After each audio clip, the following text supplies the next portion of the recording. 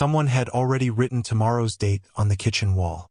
The plaster was cold under my fingertips, colder than it should have been for late summer, and the whole room smelled like wet rock after rain even though the fields outside had been dry for a week. The date had been scratched in with something sharp, not pencil, not chalk. Fresh, white dust still clung in the cuts. Beneath it, carved hard enough to chip the wall, was a sentence that made the back of my neck tighten before I even finished reading it. You stayed in the cellar too long. I remember standing there with the kitchen window over the sink going pale with moonlight, the refrigerator unplugged, the house so quiet I could hear the old boards settling in little dry pops.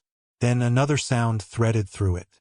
Soft, damp, a faint drag, like muddy shoes lifting and planting somewhere overhead. I looked up. The first footprint pressed into view on the ceiling above me. Not dropped from anywhere. Not lowered. It just appeared, heel first, then arch, then toes, as if something heavy and wet were walking on the floor above me. Except the room over the kitchen didn't line up with where the prints were moving. And there was no sound from upstairs. Only that slick, patient pressure, one mark after another, crossing the cracked paint over my head. I didn't know yet what the house measured, or why it sometimes got the date right before I lived it. I only knew one thing. Why would my grandmother trust the walls more than a will? That was 6 days after I got to the farm. Leona Mae Pritchard died in July, and because I was the last blood relative anybody could locate with a current address and a social security number attached to it, Shannon County mailed me a packet thick enough to feel official. I hadn't lived in the Ozarks since I was 10. What I remembered of the place was heat, cedar smoke, chiggers in my socks, and my grandmother's farmhouse sitting alone at the edge of a hay field like it had grown there instead of being built. By then, I worked commercial restoration. Fire losses, storm claims, water damage, structural assessments after things went wrong in ways people could measure. I wasn't an architect, but I knew houses. I knew how plaster aged, how foundations moved, how mold announced itself before it showed. I knew what normal neglect looked like. The farmhouse wasn't neglected. That struck me before I even killed the engine. The gravel drive was half swallowed by weeds. The barn leaned a little more than I remembered, and the paint on the porch rail had gone gray and thin. But the gutters weren't sagging. The roofline was straight. No broken panes. No vine growth crawling under the siding. Whoever had kept up with the place had done just enough, quietly and consistently, to keep it alive. When I opened the front door, the smell hit me first. Not mildew, not mouse droppings. Damp limestone, cool and mineral, like the inside of a cave, carried on air that should have been stale but wasn't. Dust lay on everything. Yet when I dragged my suitcase through the hallway, my palm came away from the banister gritty and faintly wet, as if the house had been sweating. I spent the first few hours doing what I always did in a new structure. I walked it. I noted settlement cracks, checked the windows, looked for water staining, tested a few outlets. I found old quilts folded in cedar chests, canned goods long expired, jars of screws, a hand pump in the mudroom, and a set of keys hanging from a peg beside the back door. No label said cellar. That evening, while the sun was dropping red through the sycamores, I found the first rule. A strip of wallpaper had peeled loose in the downstairs hall, exposing older paper beneath it, and under that, bare plaster scored with handwriting. The letters were cramped and deep, written by someone who wanted them to survive paint. If you hear movement under the floor after sunset, do not answer it. I stood there with the smell of old paste and chalk in my nose and read it 3 times. There was another line lower down, half hidden by the curling paper. Never sleep in the same bedroom 2 nights in a row. I told myself it was Leona being Leona. She'd always had a practical streak sharpened into something private. She canned in perfect rows, kept cash in coffee tins, and once told me never to whistle near an empty field because you don't know what uses open places. 10 I'd thought that was just Ozark talk. Standing in that hallway, with evening air turning cool and a faint scratching whispering somewhere behind the dining room wall, I started wondering how much of her old talk had been instructions disguised as personality. The scratching stopped the instant I took a step toward it. Not faded. Stopped. That detail seemed minor then. I have thought about it every day since. I slept in the blue bedroom my first night because it was the cleanest, and because I didn't yet respect the writing in the wall enough to let it decide where I put my head. The mattress smelled of lavender gone dusty.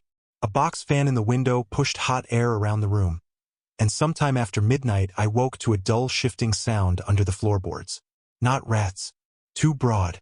It moved slowly from the foot of the bed toward the door, a pressure more than a noise, like someone dragging a heavy rug through dirt beneath the house. Then it knocked once. I don't know why that chilled me as much as it did. Maybe because it wasn't random. Maybe because it paused afterward, waiting. I lay there with sweat cooling on my ribs and didn't answer. By morning, the air in the room had a raw stone smell strong enough to taste.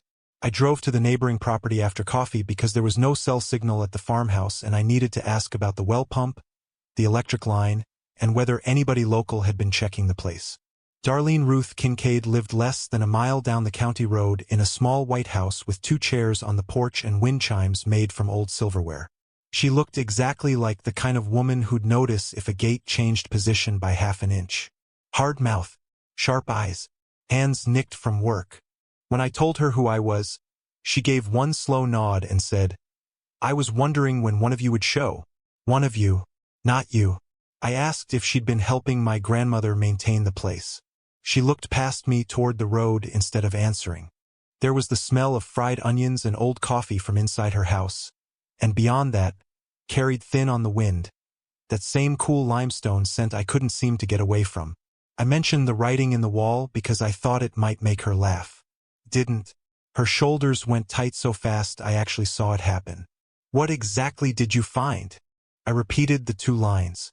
She rubbed her thumb over the handle of her screen door until it squeaked. Then she said, "Did she leave you the cellar key?" Just like that. No lead-in. No explanation. I told her I'd found a ring of keys. Nothing marked.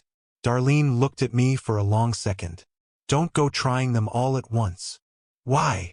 But she was already backing into the house. "If you start hearing scratching in the walls," she said, "don't follow it." Then she shut the door. I drove back to the farmhouse with the truck cab hot and close around me, and I realized my mouth still tasted faintly metallic, like I'd been holding pennies under my tongue. That was the first time my idea of the place changed. Up until then, I thought I'd inherited a lonely old house with a difficult old woman's habits soaked into it. On the drive back, I started to suspect I'd inherited an active problem. The next morning proved the walls weren't done talking. I woke in the green bedroom because I'd obeyed the second rule on a whim and moved after midnight, carrying my pillow and blanket down the hall like an idiot because a sentence in plaster had gotten under my skin. Before sunrise, the house had that heavy, listening quiet old places get in the hour before birds start up. The air felt cool and tacky on my forearms. Even the dust on the dresser seemed damp. I was making coffee when I noticed fresh plaster crumbs on the kitchen floor. They led to the pantry wall.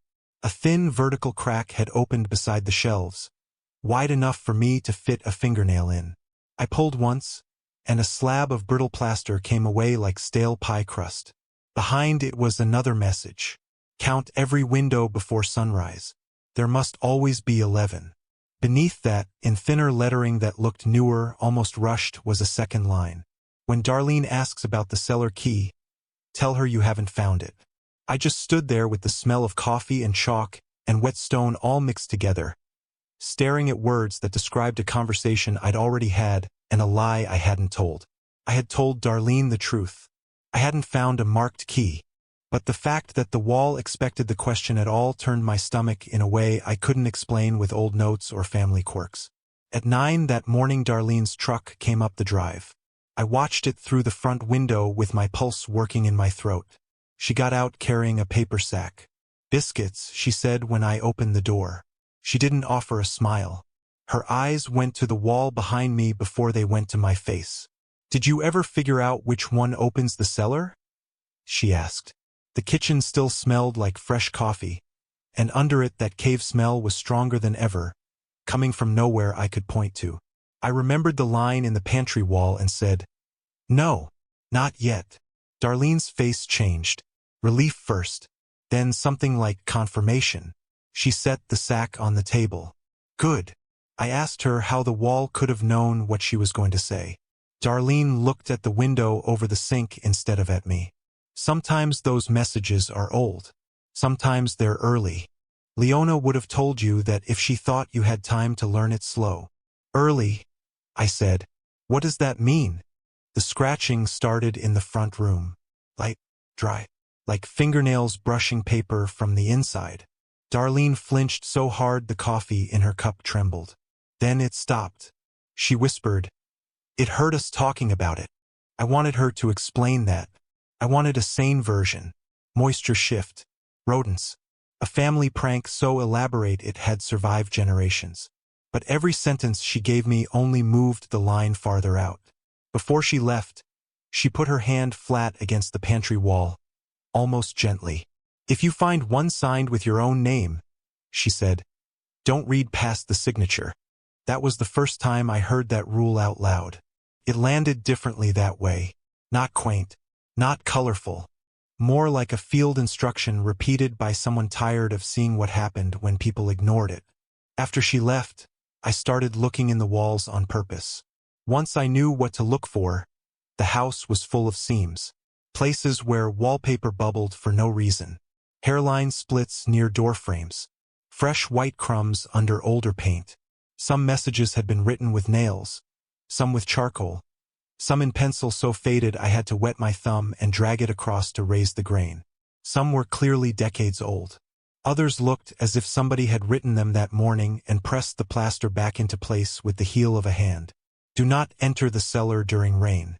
If the well begins humming, stay away from the foundation. The walls tell the truth. The mirrors do not.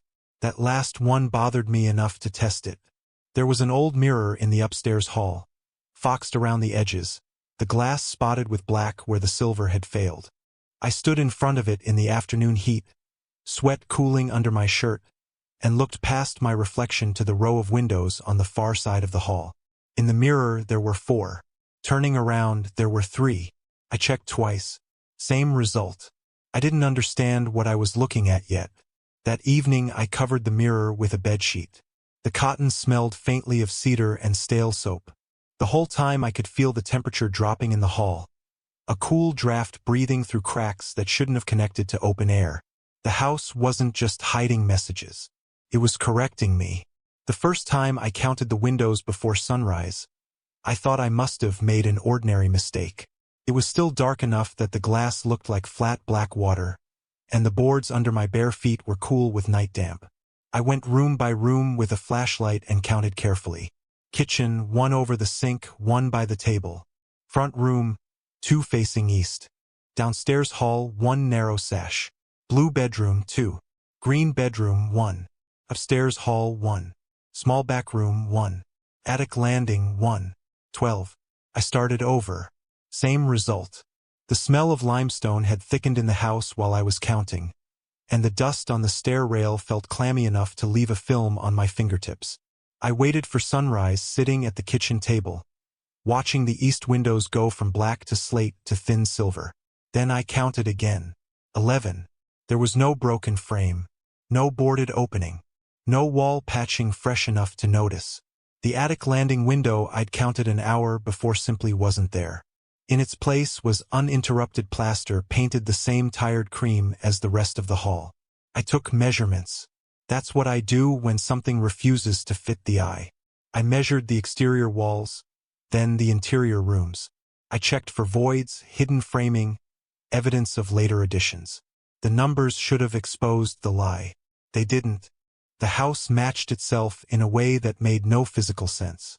By the third morning I knew it wasn't fatigue. The count changed, but only before sunrise. Once there were 12 because the back room had an extra window facing the barn. I saw dew shining on the sill. I touched the glass. It was real, cold, and beaded with moisture. An hour later there was only plaster there, dry and faintly warm, and when I pressed my nose close I caught the smell of wet chalk from inside the wall.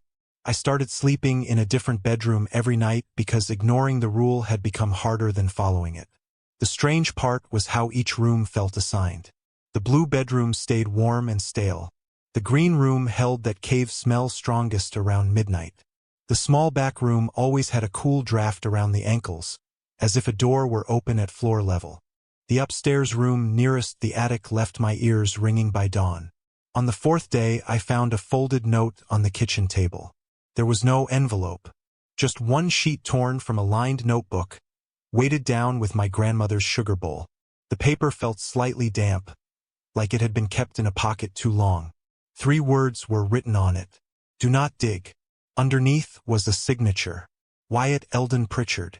My own handwriting isn't distinctive enough to make for a dramatic moment.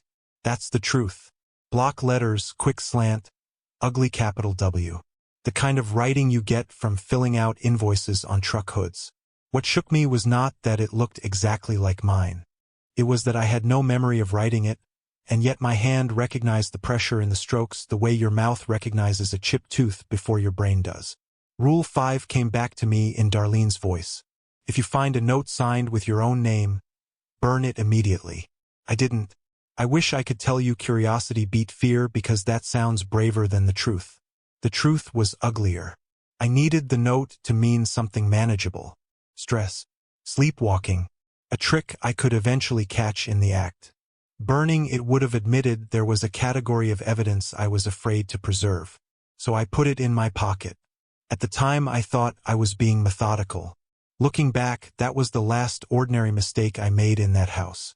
The scratching grew bolder after that. It moved from room to room in a clear path, not random wall noise but travel. It would start low in the dining room just after dusk, skim the hall, climb behind the staircase, then go silent. The moment I put my ear to the plaster, it stopped so cleanly the silence felt aimed. On the 5th morning, before the sky had gone fully gray, I counted 12 windows again. This time the extra one was in the upstairs hall, opposite the covered mirror. Thin frame, old wavy glass. Beyond it, not the yard, not the porch roof, but darkness with a faint mineral shine, as if the pane opened into some interior place deeper than the house. When I reached for it, the covered mirror beside me made a sound under the sheet. A small, wet tap from the other side of the glass. I jerked my hand back. By full daylight, the window was gone. That afternoon I tore into a soft patch of wall behind the upstairs dresser and found a shallow cavity between studs. Inside it was a notebook swollen with humidity, wrapped in oilcloth, and a carpenter's pencil worn down to the length of a finger. The notebook cover was black once, now gone gray at the corners. Smelled like wet paper and old clay. My name was on the first page. Wyatt Eldon Pritchard. There are moments when the body understands danger before the mind sorts the details. My forearms went cold. Not a chill from the room. Something deeper, like the blood had pulled back from the skin. I nearly dropped the thing. I should have burned it right there. Instead I sat on the floorboards, with the attic heat pressing down and the smell of dust and mouse nesting thick around me, and I read. The entries began a week before I arrived at the farmhouse. Not before the inheritance. Before I physically got there. The first page described the drive from St. Louis in plain detail. Gas station coffee too bitter to finish. A dead armadillo near the county line. The way the road narrowed and dipped under tree cover in the last 20 miles. All of it right. The second page described me standing in the downstairs hall finding the first rules under the wallpaper. The third described Darlene asking about the cellar key. I checked the dates at the top of the pages. They were in sequence. They should have been impossible. One entry made me stop breathing for a second because it was too immediate, too small to be guessed. You will think the attic is hotter than it should be. You will wipe your wrist on your jeans before turning this page. I had already done it. The next pages didn't read like prophecy. They read like field notes from a version of me that had already stopped arguing with the house. Do not trust the mirror count. Do not answer your own voice if it comes from under the porch. The extra window is never for you. Leave when the scratching reaches the attic before dark, not after. I heard that last one overhead as I read it. A dry run of tiny movements over the rafters, traveling from the east eave toward the peak in a wavering band. Not rats. Too many. Too coordinated. I looked up into the dim rafters and had the ridiculous thought that the notebook had timed it. Then I turned another page and found the line that shook me more than any of it. Tonight you will see yourself by the well. The next page was mostly blank except for one sentence near the bottom. If he has the brown coat, you waited too long. I didn't own a brown coat. The scratching above me spread wider, until it seemed to fill the whole roof with a faint, dry whisper. The attic air smelled like hot wood and old limestone. A bad combination I hadn't known existed until that moment. Rule 6 moved from interesting to immediate. When the scratching reaches the attic, leave the house before dark. I didn't argue with that one. I took the notebook, the loose note from my pocket, my keys, and got out. Darlene let me sit on her porch without comment while the sun dropped behind the trees. She brought me iced tea that tasted faintly of metal from the well and watched the road as if expecting traffic that never came. Cicadas screamed in the heat. Underneath it, every now and then, I caught that underground cool smell drifting up through the yard. I told her about the notebook. For a long time she didn't say anything. Then she asked, "Did you read past the signature?" "Yes." She shut her eyes. "Then it knows where to put you." I asked what that meant. Darlene rubbed her hands together slowly, working at old flowers stuck in the creases. Leona tried to keep the early notes in the walls. Loose paper travels, gets lost, gets moved into places it hasn't been yet. A wall stays put better than a drawer. Nothing about this house stays put. Her mouth twitched, not humor, not exactly. Better than a drawer. I pressed her harder then, because I was tired of being managed by fragments. I said my grandmother had left me a farmhouse full of impossible instructions and a neighbor who spoke like she was translating from a language I didn't know. I said if there was a hazard under that property, I had a right to hear it plainly. Darlene's answer came after a long silence full of tree frogs and cooling air. "You think those rules are there to keep something out of the house," she said. "They're there to keep you from stepping into something that's already moving through." That upgraded my understanding again, though I didn't have the shape of it yet. Up to then, I'd still been treating the farmhouse like the center of the problem. Darlene had just told me it wasn't the center of anything. It was a crossing. The storm broke the next evening. All day the air had been swollen and sour, clouds stacking low over the hills with that greenish light severe weather gets before it commits. I spent the afternoon in the house anyway because leaving had started to feel like delaying a bill rather than escaping it. The notebook sat on the table beside me, wrapped back in oilcloth. I didn't read farther. I wish that counted as restraint. Mostly I was afraid of finding the exact line where my choices stopped belonging to me. By sunset, the first thunder rolled through the hollows like furniture dragged across a ceiling. The house answered with its own sounds. Boards tightening, nails ticking. Somewhere deep in the walls, the scratching began again. Faster this time, moving not room to room but down, as if whatever made it were descending through the structure toward the floor. The rain came hard enough to blur the yard to gray. It drummed on the metal porch roof, ran off the eaves and sheets, and brought up a raw limestone smell so strong it overrode everything else. Not the gentle cave scent from before. This was sharper, freshly broken rock, open earth. The dust on the kitchen table turned tacky under my fingertips. Rule 4 was clear. Do not enter the cellar during rain. I had not yet found which key fit the cellar door, but storms make people stupid in very particular ways. I knew that from insurance work. Wind tears a roof and people stand under it with a flashlight, looking up. Water starts coming through a ceiling and they go into the crawl space with bare extension cords. They mistake urgency for control. Around 8 in the evening I heard movement below the kitchen floor. Not one thing, many. A broad rushing slide, layered and rhythmic, like a whole herd passing through a narrow place under packed dirt. No voices, no snarls, just contact, soft bodies against stone. Something heavy striking limestone at intervals that felt almost intentional. Through the rain I caught another sound from outside, low and steady. The well was humming. It didn't sound mechanical, more like a glass rim being rubbed by a wet finger, except deeper, thick enough to vibrate through the window pane. Every instinct I had said stay away from the foundation, stay in the middle of the house, let the storm pass. Instead I took the key ring from the peg and went to the narrow door at the end of the hall. The third key opened it. A gust of cold air hit my face, carrying the smell of clay, old water, and something faintly animal but not rotten. The cellar steps dropped steep and rough into dark. I clicked on my flashlight and went down while the storm hammered the roof above me. The cellar floor was packed dirt except for a section at the far end I didn't remember from childhood.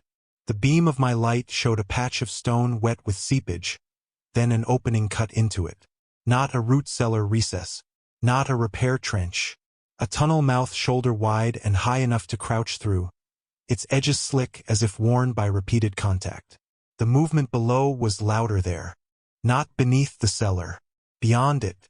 I stood at the threshold with rainwater tapping through some crack overhead and cold air pouring out over my boots. The tunnel wall shone damp and pale. On the stone just inside, someone had carved a line in deep block letters. Wait until they finish passing. Under it, much older and nearly softened flat by mineral buildup, was a date. The date predated local settlement by centuries. I don't mean it was vaguely old. I mean it named a year from before there should have been any English cut into Missouri limestone. The characters were wrong first, then overwritten later by a hand I could read. That was the moment Loop 2 stopped being family lore and became scale. Leona hadn't started this. The Pritchards hadn't started this. Human beings in that region had been arriving late to an existing arrangement for a very long time. I crawled in anyway. The tunnel bent quickly, sloping down through cool air that smelled of dripping stone and mineral mud. My flashlight found clawless smears along the walls, polished tracks at knee height, and once, a thin strand of translucent film hanging from the ceiling like shed skin except it dissolved wetly when I touched it. The sound ahead grew stranger as I moved. Not a stampede. A traffic pattern. Then the tunnel opened. The cavern beyond was large enough that my light couldn't hold the far side. Water tapped in slow, hollow intervals. The floor dropped away in terraces of limestone ribbed by old flowstone, and along the ceiling hung pale things I took for mineral formations until several of them tightened at once. They weren't rock. They were living membranes, each one the size of a folded sheet, clinging to the ceiling with a fringe of clear hooks. Their bodies were almost colorless, only visible where moisture on their skin caught the light. As air moved through the chamber, they opened and closed in a slow ripple, exposing vein-thin channels that flushed with milky fluid. Feeding, breathing, filtering something I couldn't name. Below them, in a deeper channel worn through the stone, larger shapes were moving. At first all I could make out were backs. Smooth, pale, rounded, wet with cave water and streaked with red clay. They traveled in single file with their heads low, each animal pressing one side of its body against the wall as it passed, as if using the stone itself for navigation. None broke stride. None looked at me. Their passage produced the broad, many-layered sound I'd heard under the floor. It wasn't menace. It was migration. That was the second major upgrade. The tunnel didn't lead to a den or a hidden room or a buried secret somebody had built. It led to habitat. I must have stood there too long because my flashlight began to tremble in my hand from the strain of holding it fixed. One of the pale ceiling organisms loosened slightly, extending a thin translucent lip toward the draft my body had disturbed. Not reaching for me. Sampling. A larger shape passed below, and for 1 second I saw its head clearly. No eyes that I could find. Just a blunt wedge of bone or cartilage ringed at the front with stiff whisker like feelers that brushed the wall in constant contact. Not blind panic. Blind precision. Then something knocked from deeper in the chamber. One hard report. Another. The line of animals tightened and accelerated without disorder, every body adjusting to the same cue. I backed into the tunnel immediately because whatever system I was watching, I was not part of it. On the way out, I found a second carving near shoulder height where the tunnel narrowed. Do not make them choose around you. I didn't understand the full meaning until later. By the time I got back into the cellar, my shirt was cold with sweat and cave damp, and the storm outside had started moving east. The house above creaked with runoff and cooling air. I shut the cellar door and locked it without thinking. Like that could separate the worlds again. Couldn't. The house smelled different after I'd been below. Less mysterious. More specific. Not haunting. Ventilation. Darlene came over the next morning before I called her. I think she'd been expecting the storm to push me where it pushed everybody eventually.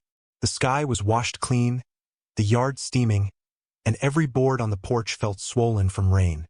She took one look at my face and said, "You went under." I nodded. For the first time since I'd met her, she stopped rationing what she knew. Leona, she said, had not been guarding the farmhouse from monsters. She had been maintaining a gate. Not a gate with hinges or posts. A place where the bedrock hollowed close to the surface and a migratory route pinched through a narrow opening under the property. Every 33 years activity intensified across the region. The animals, if that was the right word, used sinkholes, dry wells, abandoned cave mouths, old spring runs, and sometimes human foundations if those foundations had been laid over openings they already used. Already used mattered to her. She repeated it. People thought disappearances in the hills came from getting lost, from flash flood, from old shafts and bad footing. Some did, some didn't. Some came from standing in a route at the wrong time, answering sounds under a floor, sealing a vent, widening a cellar, drilling a well too deep, building where the ground had been breathing for longer than memory. The rules weren't charms. They were accumulated observations from people who'd survived contact often enough to turn fear into procedure. I asked how many people knew. Darlene looked toward the tree line, where the air over the wet fields still shimmered with heat. Enough to keep making the same mistakes. Not enough to stop the rest. Then she told me why Leona hid the instructions in the walls. Loose notes disappeared. Not metaphorically. They changed places. Showed up early. Showed up late. Got found by the wrong version of the right person.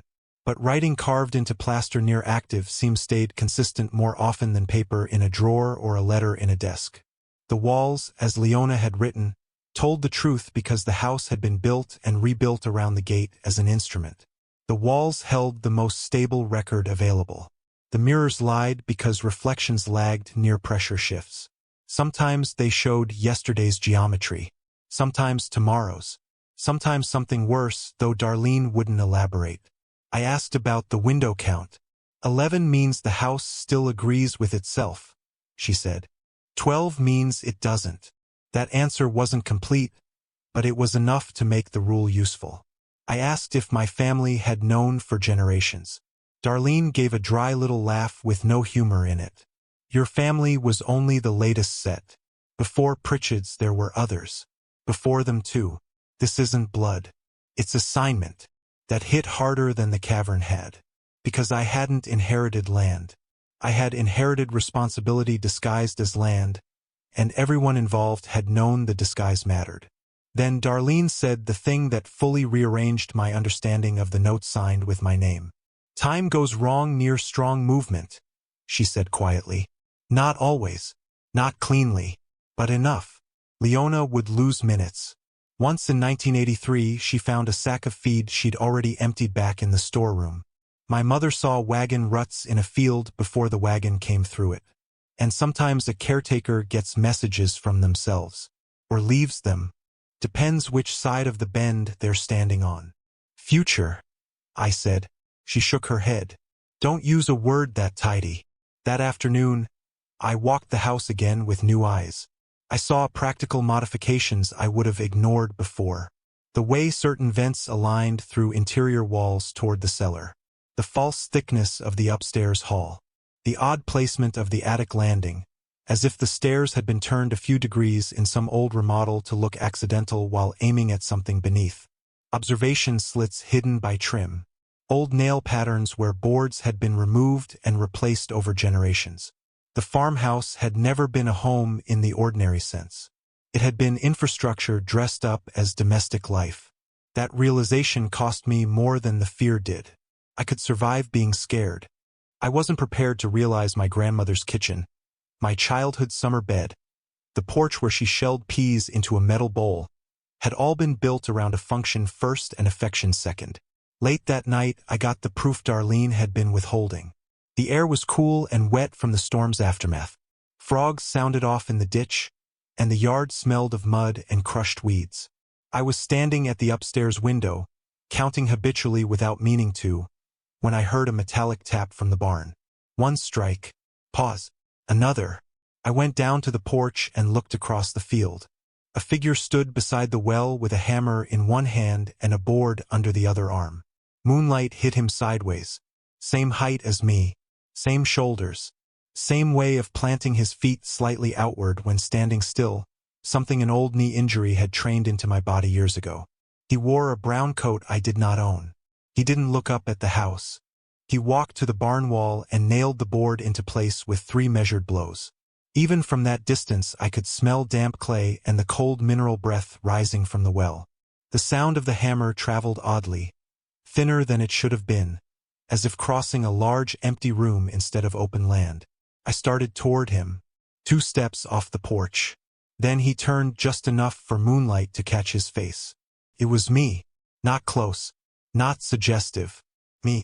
Older by maybe nothing. Maybe years. Hard to tell.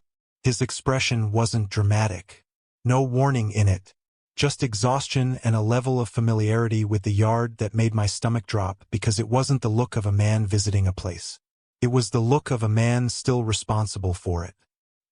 He glanced once toward the house, then toward the trees, as if listening for something farther off, and walked into the dark beyond the barn.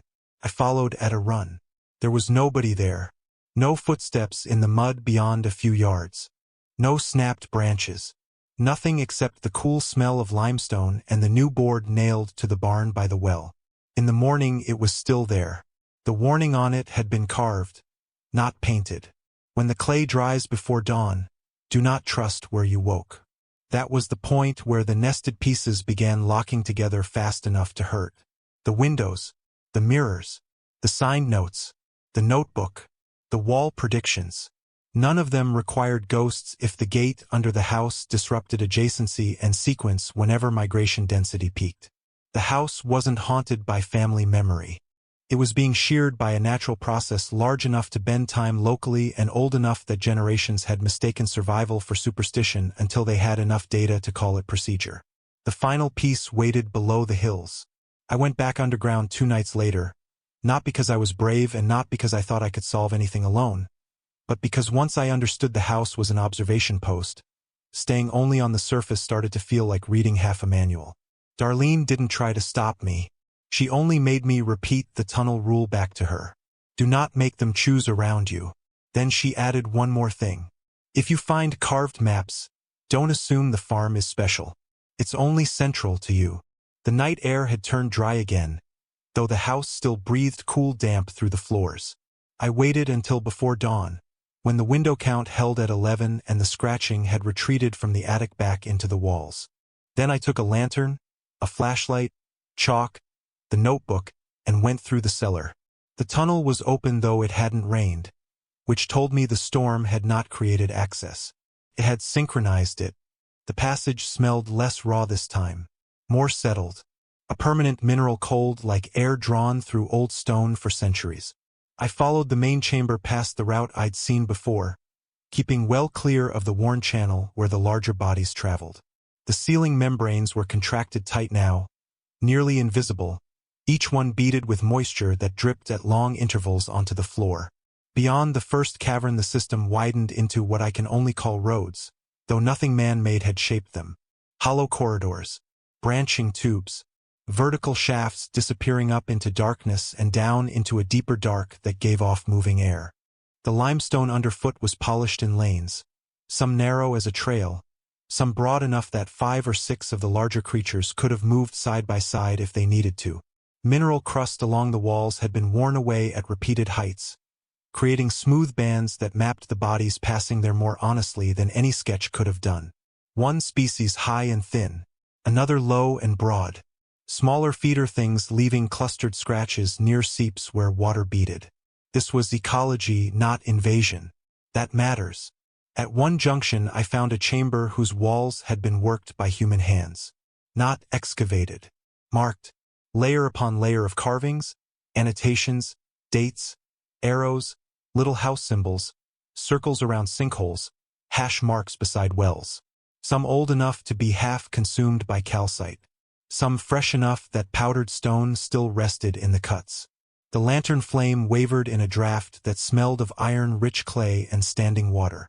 Maps, not of a farm, not of a county, of routes. They spread beneath multiple states, following belts of limestone and karst country the way arteries follow anatomy.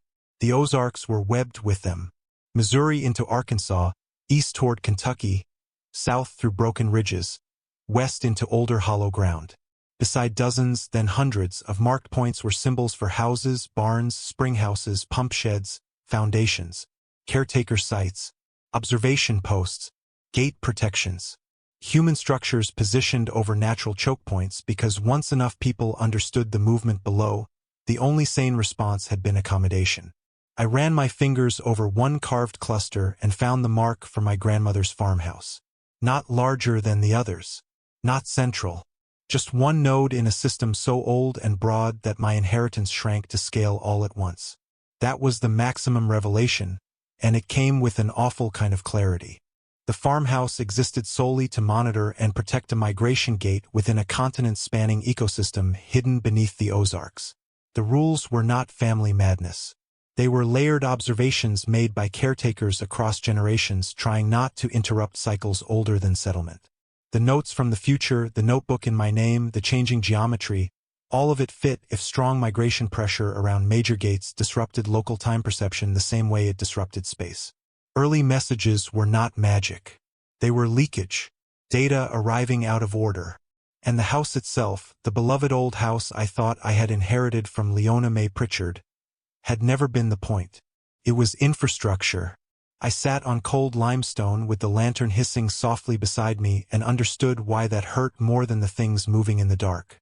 My grandmother had loved me. I do believe that. But love had not been the first purpose of that property. Duty had. The Pritchards were only one shift in a line of people drafted into coexistence with something immense, patient, and mostly indifferent to us. The farm had been given to me the way a torch is given to the person standing closest when the current carrier gets tired. I also understood at last why the extra window was never for me. When the house disagreed with itself, it wasn't generating a mystery for my benefit. It was overlapping with alternate states produced by the gate's temporal shear, showing openings from moments or versions adjacent to mine. Step through the wrong one and I might not come back to a house that matched my departure. The notebook entry about the brown coat came back with brutal precision. If he has the brown coat, you waited too long. Waited too long for what? To leave. To take over. To become the man by the well. I still don't know. I wasn't alone in that chamber for long. At first it was just a pressure change. The draft shifted against the side of my face. Then came a soft, regular contact from one of the deeper routes. Not footsteps exactly, but a sequence of weighted brushes along stone. I lifted the lantern and saw one of the larger migratory animals pause at the edge of the map chamber. Up close it looked less like a monster than a living tool shaped by place. Pale hide over a ribbed frame. Limbs tucked close for narrow passages. Whisker fans spread against the wall, reading it. Along its flank ran a line of darker nodules that opened and closed faintly, exchanging air or moisture with the cave. It had no interest in me as a person. I was simply an obstruction it had not expected to find in a route-side space. It touched the floor once with the front of its head. A test. Do not make them choose around you. I moved back immediately, keeping the lantern low and giving it clear passage through the chamber. It slid by with astonishing silence for its size, body flexing in sections, every movement economical. Behind it came another, then two smaller ones, their skin dusted with fine red clay from a different branch of the system. Migration, layered, scheduled, real. The horror was not that something unnatural lived under the hills. The horror was how natural it was. I made it back to the farmhouse before full morning. 11 windows, no extra doors. The kitchen smelled of stale coffee, wet dust, and the faint sweet trace of old wallpaper paste. Everything looked domestic again, which only made it worse. I pulled a chair to the pantry wall and sat there until sunlight filled the room. By afternoon I knew I couldn't keep the property. Not because I was afraid it would kill me, though I respected that possibility. Because ownership was the wrong frame. You can sell land. You can insure a structure. You can board up a hazard and post a warning. None of that applied here. The farm wasn't an asset. It was part of a maintenance network most of the country didn't know existed. And once I understood that, living there as if it were simply my grandmother's old place felt like sleeping in a machine room after convincing yourself the equipment was furniture. I spent another week documenting what I safely could. I photographed wall fragments, copied the rules by hand. I counted windows every dawn. I avoided the mirrors. I never slept in the same bedroom twice. Once, just before sunrise, I woke in the blue room with my boots muddy and the taste of cold air in my mouth, though I had no memory of leaving the bed. The clay on the soles matched the soil near the well. I didn't mention that to Darlene. She came by on my last day with a box of mason jars and a screwdriver. Without discussing it, we removed the sections of plaster that carried the oldest rules and wrapped them in towels. The chalky edges crumbled under our gloves. When we got to the one in the downstairs hall, the wall behind it breathed cool air through the lath for 3 steady seconds, like something exhaling from within the house itself. Darlene never asked me to stay. She only said, "If somebody comes asking too many questions after you're gone, tell them the place has foundation trouble. That's usually enough. And if it isn't?" She looked toward the farmhouse, listening to something I couldn't hear yet. "Then they'll learn why the walls were trying to help." I sold nearly everything I inherited. The truck, the furniture worth hauling, tools I didn't need. I left the farmhouse in trust through channels Darlene said would reach the right people, though I was never fully sure who those people were. Maybe other caretakers. Maybe families like mine. Maybe a quiet layer of county and state records that treated old wells and abandoned properties as something more than blight. What I kept fit in a small box. The notebook, the carpenter's pencil, the note signed with my name, and the wall fragments with Leona's rules carved into them. Each piece still smelling faintly of damp limestone no matter how long it sat in dry air. I moved hundreds of miles away to an apartment on the 7th floor of a brick building where the pipes knocked in winter and the windows faced an alley instead of a field. Rationally, it should have ended there. Distance matters with most things.